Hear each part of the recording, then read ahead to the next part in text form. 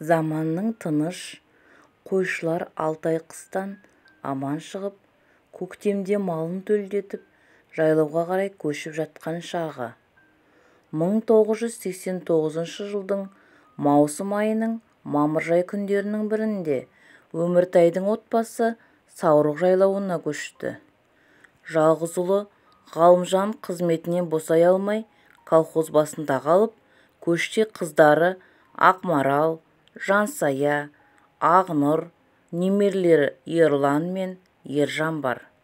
Ол кезде қазіргідей көп көлік жоқ. Колхоздың жалғыз көлігі КамАЗ бен Нұрғазы бала-шағаны көшіріп әкеп тастады. Шағын ғана күркені құрып беріп, отағасы кемпірімен малды қайыруға кеткен. Балалар әдеттерінше көшіп кеткен қойшылардың қоныстанған жерлерінен қалған құтқан бөтелкенің қақпағы, консервінің ыдысы, сынған кеселерді жинап, калошты машина қылып ойнап жүр. Күн шыжып тұр. Бір мезетте алаңсыз өзен жағасында тұрған үйір жылқы кісіней жан-жаққа үркіп қаша жөнелді. Жылқылардың арасынан еңгезердей сұр қасқыр шыға келгенде, балалар «Ойбай, қасқыр!» деп үйге қарай тұра жүгірді. Үрген итке «Хайт, шу!» деген айқайға қарамаған қасқыр есік алдында жүрген ақсақ, аурушаң қойларға бас салды. Балалар зәре-құты қалмай үйдегі үлкен Ақмаралдың артына кеп тығылды. Ақмарал балалар мен жаңа туған бұзауды күркеге қамап, өзі ескі сандықта жатқан ораулы мылтықты алып шықты. Қаруды оқтай алмай, балаларға ұрсып жүр. «Көкем оқтағанда қасында отырасыңдар, үйреніп алмайсыңдар ма?» деп. Үлкені 7 жастан енді асқан балалар оны қайдан білсін? Әупірім деп жүріп оқтап, зілдей қаруды көтеріп шығып, қасқырды атты. Бұл кезде атың өшкір қасқыр бірнеше қойды жаралап үлгерген. Атқан 3 оғы да қасқырға тимеді.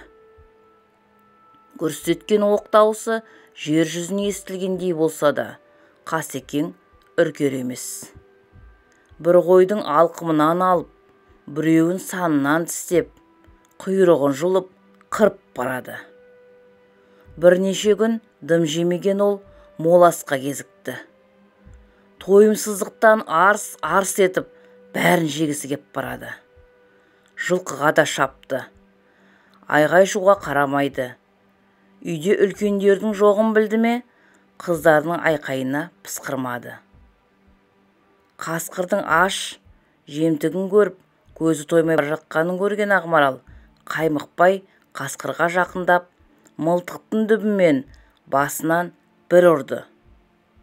Қатты тұрса керек, шәңк еткен дауысы шықты да сұлқ түсті. Үлкен балтаны алып келіп, қасқырдың басынан ұра берді. Жансаяға шөп айырды әкелтіп, ішіне тықты. Қорыққаннан көзі көрмей қалған қыз ұрып қасқырдың басын мыжып жіберді. Қостың тесігінен сығалап тұрған балалар қасқырдың өлгенін көріп далаға шықты. Үрпейісіп бір-біріне қарайды. 4-5 жастағы 2 ұл жылауға қорқып тұр. Тек мұрындарын ақырын білдірмей тартып қояды. Қасқыр өлгесін бе? Айнала тып-тыныш. Жылқы мен қойда өлген қасқырға қарап қалған. Көк шыбынның ызыңы ғана қыздардың есін жиғызды. Мал колхоздікі, саны жазулы. Ол кезде бір малыңды қасқыр жесе, ауыл басшысы алдында есебін беру міндет. Аптап ыстықта өлген мал демде құрттап сасып кетеді. Колхоз басшысының есебіне керек деп, Ақмара қолына пышақ алып, өлген қойлардың терісін сыпырып, артқы сандарын кесіп алды. 19 жастағы қыздың ойында бұл қайдан келді? Айнаға қарап, шашын тарап отыратын жаста, жас қыз бүтін отбасын аман алып қаламын деп қам жасап жүр. Үйдегі кісілердің істегенін көріп, үйреніп, әр сөзін құлаққа құйып, ойға түйіп отыратындығы ғой. Кеш батып, ауылға оралған сиырлар қанды көріп өкіріп, жайлау азан-қазан болды.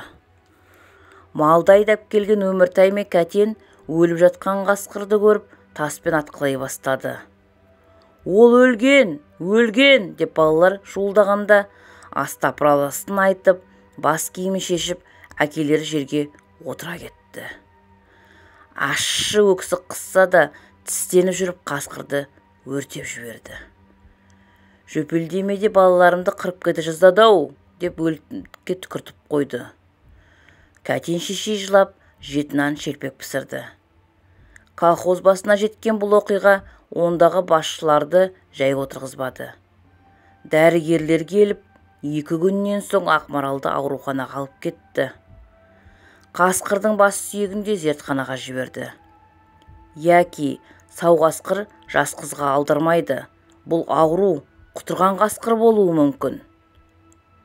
Ақмарал Жезді ауданындағы орталық ауруханада 1 ай жатты. Құтырған қасқырдың дерті жұқты ма деген күдік басын дәрігерлерде.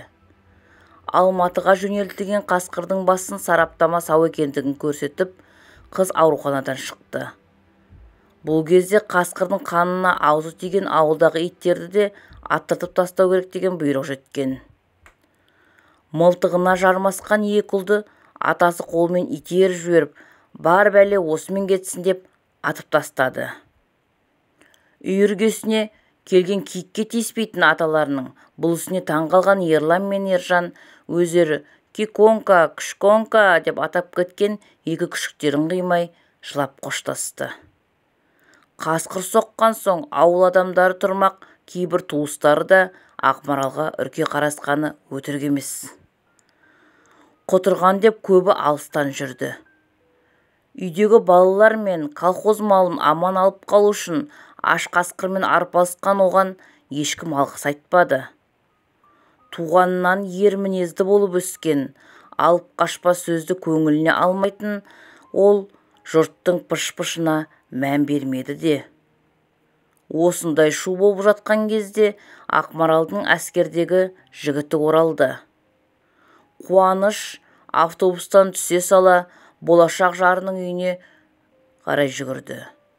Сүйіктісінің жалғыз өзі қасқырды алып соққанына риза болып келеді. Көп ұзамай Қуаныш пен Ақмарал отау құрды. Бүгінде екеуінің шаңырақ құрғанына 30 жыл. Ақмарал дүниеге 5 сәби әкелсе де, бала тұрақтамай біреуінің ғана қызығын көріп бұйырған екен. Қызы Сандуғаш жолдасы Медет пен әке-шешесін бағып үлде мен бүлдеге орап отыр. Сол кезде мал мен жанды өлімнен алып қалған мылтық қара шаңырақта тұр. Дүбі майысқан. Қазақ қызының қайсарлығын, адамның жаны сір, кез келген тығырықтан шығар жол болатындығын, мемлекет алдында жауапты екендігін білген жас қыздың жауапкершілігін көрсететін бұл әңгіме көптен ойымда жүрді. Оқиға 1989 жылы маусым айында Ұлытау ауданы Қарағым ауылы маңындағы Саурық жайлауында болған. Ақмарал Саринова жақын күндері 50 жасқа толады.